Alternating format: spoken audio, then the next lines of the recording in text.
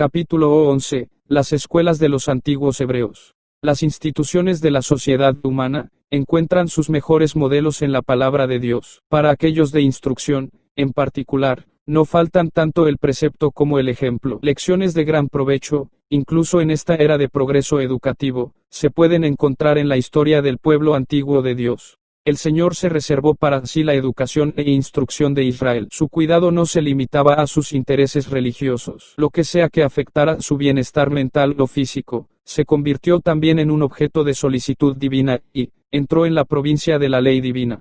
Dios ordenó a los hebreos que enseñaran a sus hijos sus requisitos y que los familiarizaran con todos sus tratos con su pueblo. El hogar y la escuela eran uno. En lugar de labios extraños, los corazones amorosos del padre y la madre debían dar instrucciones a sus hijos. Los pensamientos de Dios se asociaron con todos los eventos de la vida diaria en la vivienda. Las poderosas obras de Dios en la liberación de su pueblo fueron contadas con elocuencia y reverencia. Las grandes verdades de la providencia de Dios y de la vida futura quedaron grabadas en la mente joven. Se familiarizó con lo verdadero, lo bueno, lo bello. Mediante el uso de figuras y símbolos, se ilustraron las lecciones dadas y, por lo tanto, se fijaron más firmemente en la memoria. A través de estas imágenes animadas, el niño fue, casi desde la infancia, iniciado en los misterios, la sabiduría y las esperanzas de sus padres, y guiado en una forma de pensar, sentir y anticipar, que llegó más allá de lo visible y transitorio, a lo invisible y eterno. De esta educación, muchos jóvenes de Israel salieron vigorosos en cuerpo y mente, rápidos para percibir y fuertes para actuar, el corazón preparado como un buen terreno para el crecimiento, del semilla preciosa, la mente entrenada para ver a Dios en las palabras de revelación y las escenas de la naturaleza, las estrellas del cielo, los árboles y las flores del campo, las altas montañas, los arrogantes balbuceos, todos le hablaron, y las voces de los profetas, escuchadas en toda la tierra, encontraron una respuesta en su corazón. Tal fue el entrenamiento de Moisés, en la humilde cabaña de Gosén, de Samuel, por la fiel Anná, de David, en la colina de Belén, de Daniel, antes de que las escenas del cautiverio los separaran de la casa de sus padres. Tal fue también la vida temprana de Cristo, en el humilde hogar de Nazaret, tal el entrenamiento por el cual el niño Timoteo aprendió de los labios de su madre, Eunice, y su abuela Lois, las verdades de la Sagrada Escritura. Se tomaron medidas adicionales para la instrucción de los jóvenes, mediante el establecimiento de la escuela de los profetas. Si un joven estaba ansioso por obtener un mejor conocimiento de las Escrituras, profundizar en los misterios del reino de Dios y buscar la sabiduría de lo alto, para poder convertirse en maestro en Israel, esta escuela estaba abierta para él.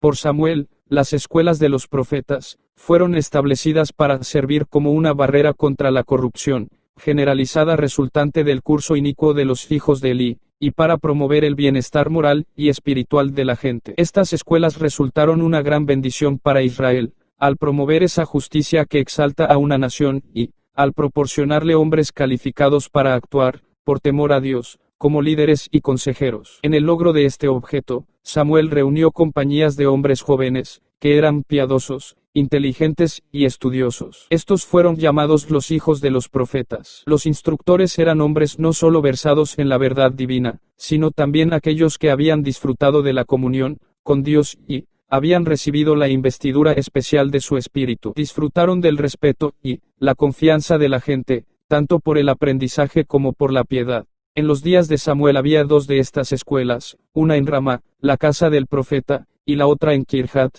Jearim, donde estaba entonces el arca. Dos se agregaron en la época de Elija, en Jericó y Betel, y luego se establecieron otros en Samaria y Gilgal. Los alumnos de estas escuelas se sostenían con su propio trabajo como labradores y mecánicos. En Israel esto no se consideraba extraño o degradante, se consideraba un delito permitir que los niños crecieran ignorando el trabajo útil. En obediencia al mandato de Dios, a cada niño se le enseñó algún oficio, a pesar de que debía ser educado para el sagrado oficio. Muchos de los maestros religiosos se sostuvieron mediante el trabajo manual. Incluso tan tarde como el tiempo de Cristo, no se consideraba nada degradante que Pablo y Aquila se ganaran la vida con su trabajo, como fabricantes de tiendas de campaña.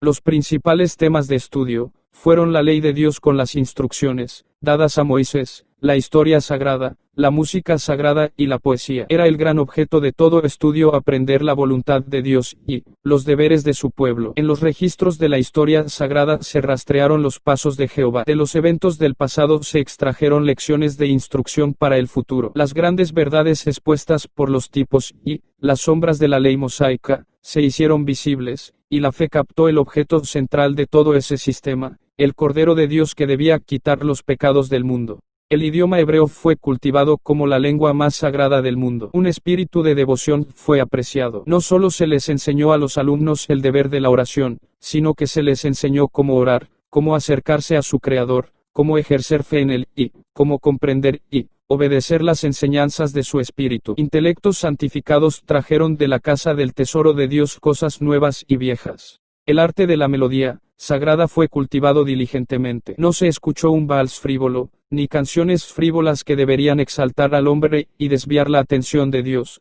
pero sagrados, solemnes salmos de alabanza al Creador, exaltando su nombre y relatando sus maravillosas obras. Así se hizo música para sirve un propósito sagrado, elevar los pensamientos a lo que era puro, noble y elevador, y despertar en la devoción del alma y la gratitud a Dios.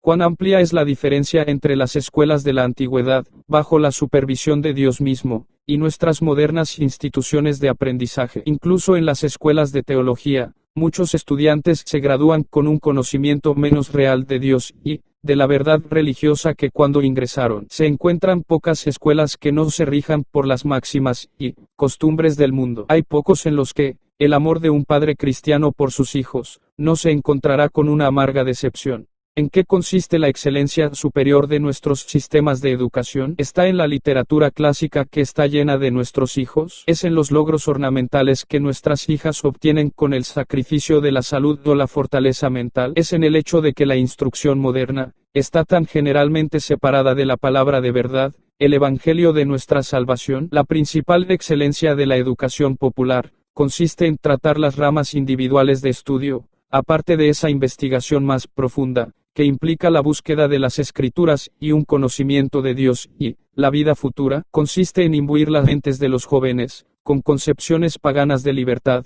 moralidad y justicia. Es seguro confiar en nuestra juventud para guiar a esos líderes ciegos que estudian los oráculos sagrados con mucho menos interés del que manifiestan en los autores clásicos de la antigua Grecia y Roma. La educación, comenta un escritor, se está convirtiendo en un sistema de seducción. Hay una deplorable falta de moderación adecuada y disciplina juiciosa. Los sentimientos más amargos, las pasiones más ingobernables, están excitados por el curso de maestros impíos e impíos. Las mentes de los jóvenes se excitan fácilmente y beben en la insubordinación como el agua. La ignorancia existente de la palabra de Dios, entre las personas profesas cristianas, es alarmante. Los jóvenes de nuestras escuelas públicas han sido despojados de las bendiciones de las cosas santas. La conversación superficial, el mero sentimentalismo, pasa por instrucción en moral y religión, pero carece de las características vitales de la verdadera piedad, la justicia y la misericordia de Dios, la belleza de la santidad y la recompensa segura de hacer lo correcto, el carácter atroz del pecado y la certeza del castigo, no están impresas en las mentes de los jóvenes. El escepticismo y la infidelidad, bajo algún disfraz agradable, o como una insinuación encubierta, con demasiada frecuencia encuentran su camino en los libros escolares. En algunos casos, los maestros han inculcado los principios más perniciosos. Los malvados asociados están enseñando a los jóvenes lecciones de crimen, disipación y libertinaje que son horribles de contemplar. Muchas de nuestras escuelas públicas son focos de vicio. ¿Cómo puede protegerse nuestra juventud de estas influencias contaminantes? Debe haber escuelas establecidas sobre los principios y controladas por los preceptos de la palabra de Dios. Otro espíritu debe estar en nuestras escuelas, para animar y santificar cada rama de la educación. La cooperación divina debe buscarse fervientemente, y no buscaremos en vano. Las promesas de la palabra de Dios son nuestras. Podemos esperar la presencia del Maestro Celestial. Podemos ver el Espíritu del Señor difundido como en las escuelas de los profetas, y cada objeto participa de una consagración divina. La ciencia será, como lo fue para Daniel, la esclava de la religión, y cada esfuerzo, del primero al último, tenderá a la salvación del hombre, el alma, el cuerpo y el espíritu, y la gloria de Dios a través de Cristo. The Signs of the Times, 13 de agosto de 1885.